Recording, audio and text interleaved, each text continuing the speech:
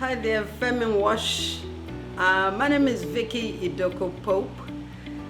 You've been seeing posts from me or comments from me, but for this Saturday, as we start our first strategic planning sessions, I will be your facilitator. My name again is Vicky Idoko Pope. I have a master's degree in organization development, and I've been working in this for almost 30 years. I've been all over everywhere. I've been on like 4 continents, and here I am. So I will be facilitating from Nigeria. So wherever you are that you're joining, thank you for giving me your time and the opportunity to facilitate among peers. Thank you so much. So I wanted to quickly talk to you guys about what we'll be doing on Saturday. As you know, because we're not going to be all together in one retreat, we have planned sessions, 2-hour sessions over, I think 3 or 4 sessions, in order to complete the entire strategic planning process. So on Saturday, the first thing that we're going to be talking about is what I always consider at the top of the pyramid for strategic planning, which is the core ideology. The core ideology really is just like what it says, the key, the main ideology, the main idea behind a group or company or association.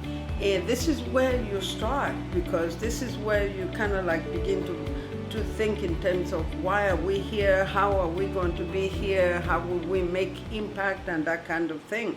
So on Saturday, we are going to talk about core ideology. I know, all of us in this, in FEMinWASH are professionals. So we have heard of core ideology. If you haven't heard of it, you would have heard of the 3 components of core ideology. I know that for certain. So you've heard about the mission, the vision, and the values. Those 3 are the 3 aspects of core ideology.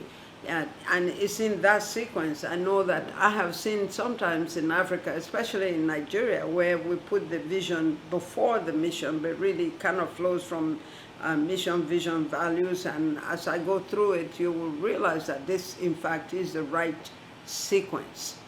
So the mission is the purpose of the organization or the association in our own case. What is the reason for putting together FEMinWASH? That is one of the key things that we're going to try and talk about and come to an agreement on this Saturday. The purpose of FEMinWASH may differ, what we consider as the purpose may differ from member to member. And the way I see it, there are 3 key areas to look at it. FEMinWASH exists for the members, and it exists for the WASH sector, and finally for the society as a whole. So our purpose, or the reason that we are forming this association, is going to differ from membership to the sector, to the WASH sector, and finally to the society at large. So our conversations around that, we are going to tease this out in key words and key sentences, and then hopefully come together in terms of what the key sentences would be. And when you craft out your WASH, your core ideology, what you're going to have to do is to tone this down to like maybe 3 sentences. Usually it's between 3 to 5 sentences, but I like to stop at around 3 sentences because that gives me clarity. If I can fit everything into 3 sentences, then that means that I don't have clarity about what the mission should be. And one of the key things that we have to bear in mind is that organizations are perpetual. So your mission statement are usually perpetual. If for any reason the mission of the organization has been accomplished or achieved, then the organization ceases to exist.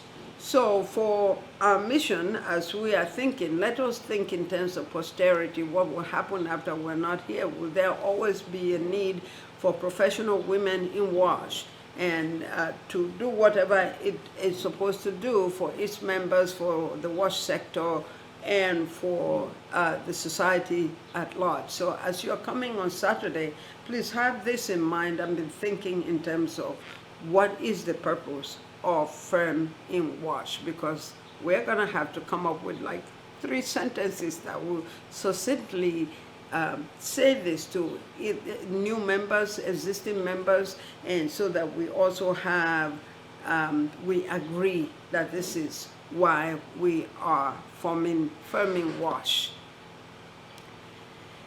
The second thing that we're going to try and come up with is, once you've decided what the mission or what is the purpose of this organization is, well, organizations, as you know, they exist and they go through a certain lifespan, and so oftentimes we talk about the vision. The vision really is what we aspire to become. What can we as a group aspire to become in the sector and in the society at large? So oftentimes when you have, you read about vision statements, they will tell you to come up with robust vision statements, make it big and audacious so that you can reach for it. So what we are going to be doing is, we would have figured out our mission statement, but now as a group, what do we hope to become? Do we want to become the primary group of women professionals in WASH? You know, there are quite a few of them. Is there some specific area where we're going to say this is our niche and nobody can budge us? Are we going to be talking in terms of numbers of membership or reach, or, you know, all of that? We're going to talk about all of that to say, when we grow up as an association of women professionals in WASH, what do we want to be seen as? How can we aspire to grow this organization? What kind of identity are we going to have acquired as a result of the stuff that we do, or the way we think together, the way we act together, the way we work together?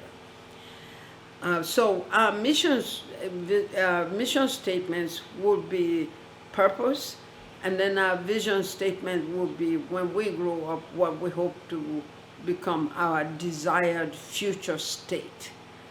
Then the next thing that we're going to have to talk about when you put any organization together, that is the aspirations of the organization, which is spelled out in the vision statement.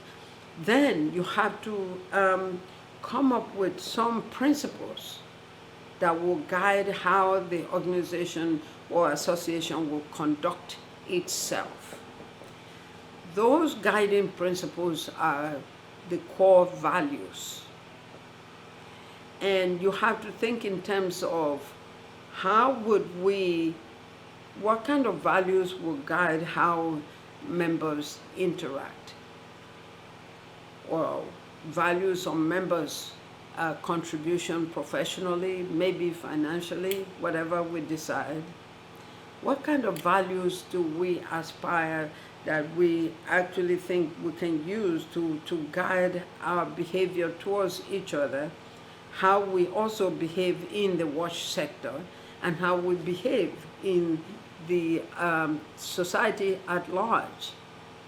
So when we come up with specific values, I know you've seen the value statements in organizations.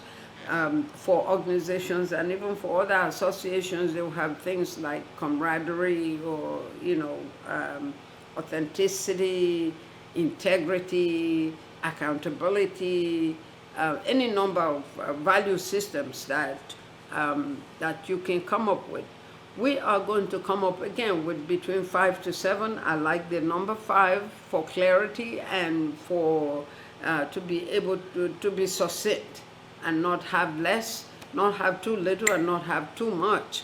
So we should be thinking in terms of how will we treat each other, how will we support each other, how will we interact within the association, how will we value each other, how will we contribute.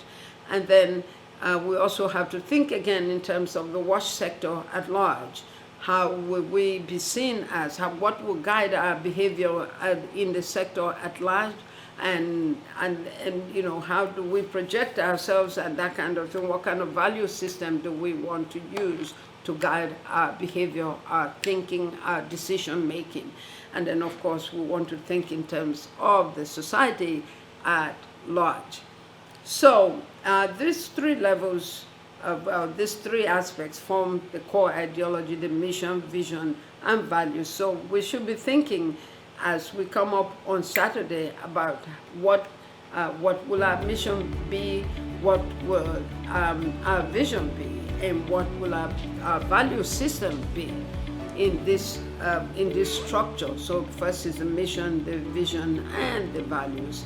And hopefully within the 2 hours, we would have come up with the core ideology on which FEMinWASH will be formed, and how it will begin to grow and make impact in the WASH sector, as well as our individual professional lives as women in the WASH sector.